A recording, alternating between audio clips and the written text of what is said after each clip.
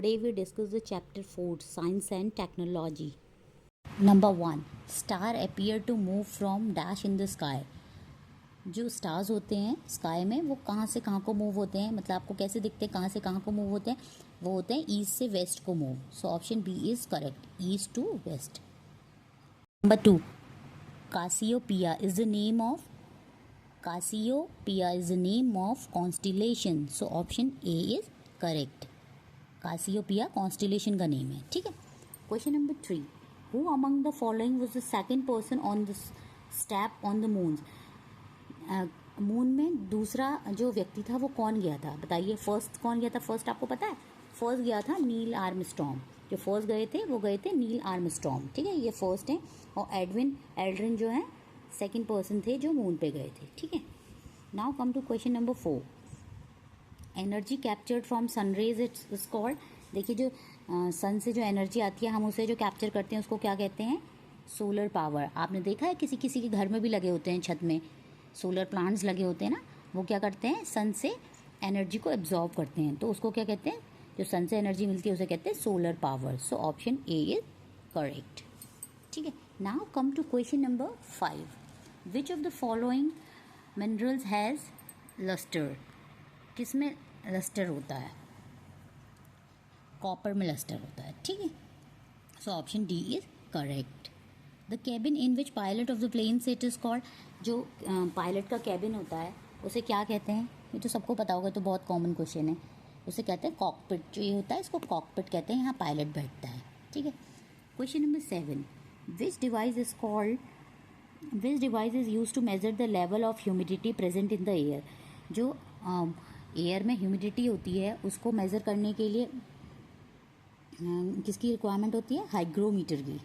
ठीक है, हाइग्रोमीटर की रिक्वायरमेंट होती है उसके लिए. Question number 8. Renewable energy comes from the source of process that are constantly replaced. Which of the following is not a renewable source of energy. इसमें से हम किस एनर्जी को रिन्यू नहीं कर सकते हैं? Wind power, biomass energy, solar power, petroleum. किस एनर्जी को हम मतलब उसकी फॉर्म फिर से चेंज नहीं कर सकते?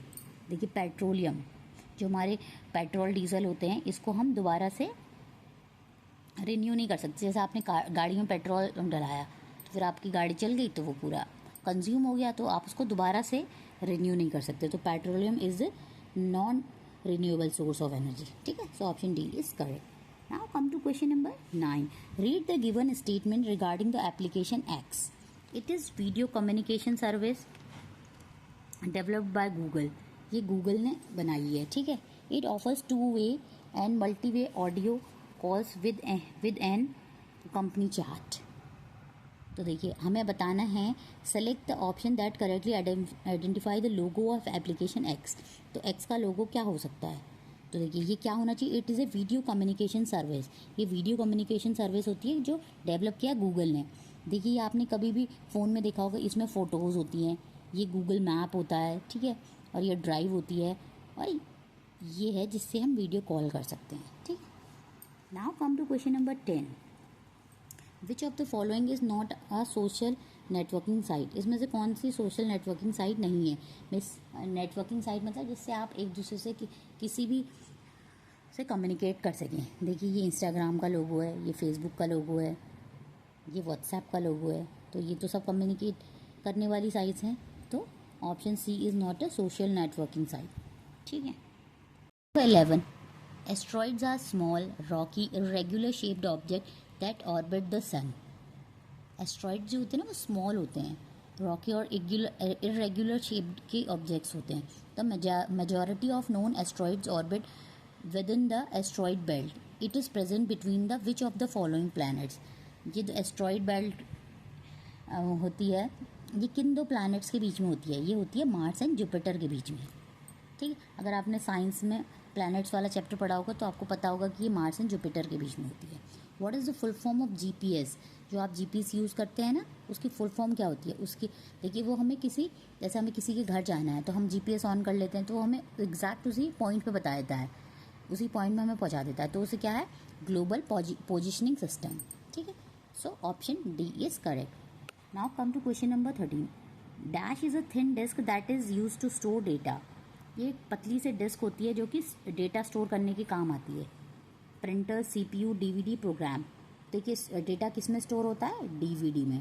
ठीक है, प्रिंटर से तो हम प्रिंट निकालते हैं, सीपीयू से ये कंट्रोल प्रोसेसिंग यूनिट होती है जो कंप्यूटर के बगल में लगी रहती है।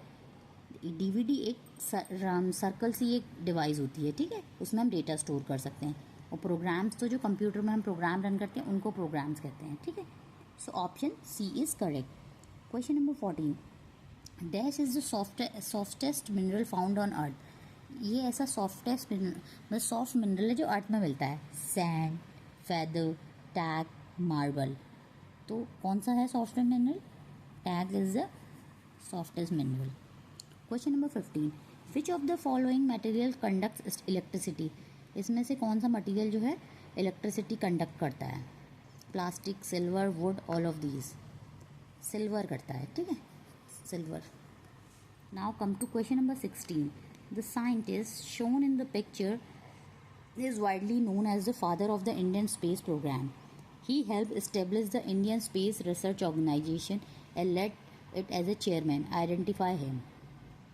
तो जो इसरो के चेयरमैन थे वो ये देखिए कौन है, ये हैं विक्रम साराभाई, ठीक है। Now come to question number 17, which of the following material get attracted towards a magnet. देखिए मैग्नेट से कौन अट्रैक्ट होता है? मैग्नेट से आयरन। देखिए glass jar, iron screw, paper sheet, plastic pen. तो क्या होगा इसका option? So option B is correct. देखिए आपने कभी भी चुंबक यूज़ करी होगी तो जो भी मेटल की चीज़ होती है वो उससे अट्रैक्ट हो जाती है ना, वो भी आयरन की, ठीक है। So option B is correct. Question number 18, which of the following forms of energy causes the least environment pollution in the process of its harnessing and utilization। कौन से ऐसी पॉल्यूशन है जो लीस्ट एनवायरनमेंट पॉल्यूशन करता है? देखिए solar energy, biomass energy, thermal energy, none of these. So option A is correct, solar energy, ठीक है। Now come to question number 19, which of the following can be use to make heat proof handles of cooking utensil. जब आप देखिए कब आप cook करते हैं तो जो भी उसमें हैंडल होते हैं वो किसी चीज़ के होते हैं ना, वो किस चीज़ के होते हैं? बेकेलाइट के होते हैं, वुड के होते हैं, कॉपर के होते हैं, किस चीज़ के होते हैं? जो वो हैंडल्स वगैरह होते हैं जिनको हम इजीली पकड़ सकते हैं जब गैस में रखी होती है कोई चीज़, तो वो हैंडल्स जो बने होते हैं वो बेकेलाइट के या वुड के होते हैं, ठीक है। सो ए और बी दोनों करेक्ट हैं, so both option, so option D is correct, ठीक है। 20, comets revolve around dash in the highly elliptical orbit. Comets जो होते हैं किसके अराउंड रिवॉल्व होते हैं? सन के अराउंड, ठीक है। कॉमेट्स जो होते हैं सन के अराउंड रिवॉल्व होते हैं, so option D is correct. Now come to question number 21, material x is hard, waterproof and transparent while material y is light, waterproof, strong and durable. x and y could be dash and dash respectively। देखिए material x जो है hard है, waterproof है और transparent है, ठीक है। while material y is light, waterproof, strong and durable। तो क्या हो सकता है? देखिए x मेटल लेकिन मेटल हार्ड तो होती है, वाटरप्रूफ भी होती है बट ट्रांसपेरेंट नहीं होती, सो this is incorrect. Rubber hard नहीं होती। देखिए ग्लास जो है हार्ड भी होता है, वाटरप्रूफ भी होता है, ट्रांसपेरेंट भी होता है। अब मटेरियल वाई चेक कर लेते हैं। Material y is light, plastic जो होता है बहुत लाइट वेट होता है, वाटरप्रूफ होता है, स्ट्रॉन्ग भी होता है और ड्यूरेबल भी होता है। प्लास्टिक को तो आप कभी ख़त्म कर ही नहीं सकते, so option C is correct. Now come to question number 22। देखिए it is an event when the sun, the earth and the moon align with each other as shown in the diagram. What is called? देखिए सन, अर्थ और moon अगर एक ही straight line में हो तो उसको क्या कहते हैं? और देखिए इसमें इसकी ऐसे शेडो पड़ रही होती है तो इसको क्या कहते हैं? इसको कहते हैं लूनर इक्लिप्स, ठीक है, इसको कहते हैं lunar eclipse. So option D is correct. Now come to question number 23, match the columns and select the correct option. देखिए ये तो आपको आपने प्लैनेट्स वाला का चैप्टर पढ़ा होगा तो आपको सब पता होंगे। देखिए रेड प्लैनेट कौन होता है? जो रेड कलर का प्लैनेट कौन होता है? वो होता है मार्स। और सबसे लाइटेस्ट प्लैनेट कौन होता है? वो होता है सैटर्न। और हॉटेस्ट प्लैनेट कौन है? वीनस। और लार्जेस्ट इनर प्लैनेट कौन है? ये है अर्थ। ये आप, अगर आपने प्लैनेट वाला चैप्टर अच्छे से पढ़ा होगा तो ये आपको आता होगा, वरना आप एक बार प्लैनेट वाला चैप्टर को रिवाइज़ कीजिएगा, क्योंकि ये क्वेश्चन, एक नहीं क्वेश्चन इसका ज़रूर आएगा। ठीक है। सो पी को 4, पी का 4 इन दोनों में है। लाइटेस्ट प्लैनेट है आपका सैटर्न, तो क्यू का 1, क्या 1। So this option A is correct. Question number 24, which of the following is not a part of Microsoft office? इसमें से कौन जो है माइक्रोसॉफ्ट ऑफिस का पार्ट नहीं है? ये नहीं है, ठीक है, ये पेंट है, तो ये माइक्रोसॉफ्ट ऑफिस का पार्ट नहीं है। ठीक है, so option D is correct. ये देखिए, ये माइक्रोसॉफ्ट वर्ड है जिसमें हम लिखते हैं, ये माइक्रोसॉफ्ट एक्सेल है जिसमें एक्सेल शीट बनाते हैं, जैसे एडिशन सब्ट्रैक्शन करने होते हैं वो इसमें करते हैं। ये है पावर पॉइंट जिसमें स्लाइड्स बनती हैं। ये है पेंट, तो ये माइक्रोसॉफ्ट ऑफिस का पार्ट नहीं है। ठीक है। Now come to question number 25, select the correct statement. हमें करेक्ट स्टेटमेंट को सेलेक्ट करना है। Iron does not allow heat to pass through it. ये बोल रहा है कि आयरन अलाउ नहीं करती हीट को पास होने के लिए। This is incorrect. Clinical thermometer which is use to measure our body contains mercury. Yes, जो क्लिनिकल थर्मामीटर होते हैं ना, जिनको हम मुंह में रखते हैं, मतलब पहले से चलते थे, आजकल तो इलेक्ट्रॉनिक आ चुके हैं, तो उनके अंदर जो एक मटेरियल होता है वो होता है मरकरी। ठीक है, सो this is correct. Butter paper is transparent, false. आपने बटर पेपर देखा है, वो ट्रांसपेरेंट नहीं होता है, so this is in. Plastic is a good conductor of electricity. Wrong. This is wrong. So option B is correct.